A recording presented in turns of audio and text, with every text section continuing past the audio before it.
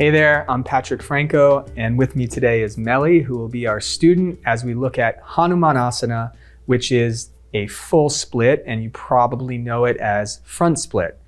Besides being a front split, it is also a big back bend that both stretches the front hamstring as well as the psoas and hip flexors of the back leg.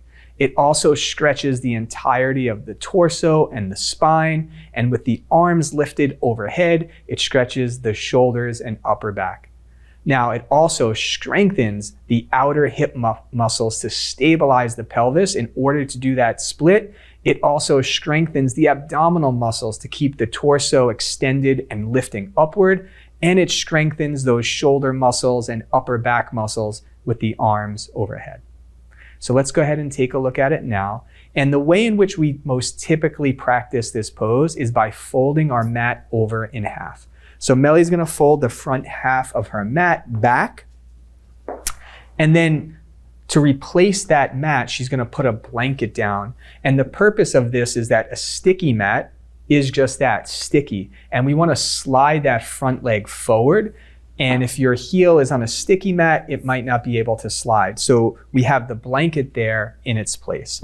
We also have 2 yoga blocks. And this is really helpful to keep the chest upright as we transition sliding that leg forward. So Melly's gonna stand up on her shins. She's gonna step one of her legs forward. And then as she does that, she's gonna start to take that leg forward, reaching through the heel. That opens up the back hamstring. And then she might have to move her hands along with her under the shoulders as that leg goes forward. Now, as that's happening, this back leg needs to make sure that it doesn't cross the midline. It needs to stay in its lane. And oftentimes one thing that does come up is that as the front leg goes forward, the back leg tries to crisscross onto the same side. So she'll continue to go forward as far as is comfortable for her. And at some point, you can also lower the block height from high to medium to low.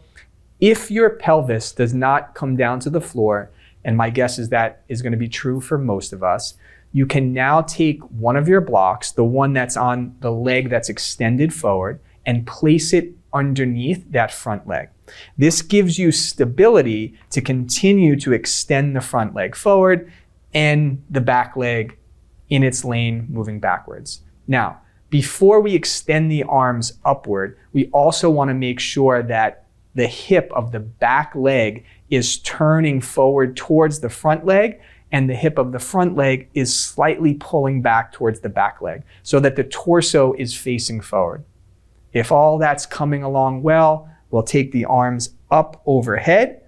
Good.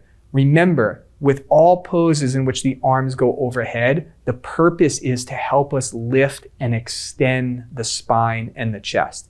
So her hands are parallel. Sometimes you can hook your thumbs. Sometimes you can bring your palms all the way together. Any of these options are useful in order to lift the chest and the spine.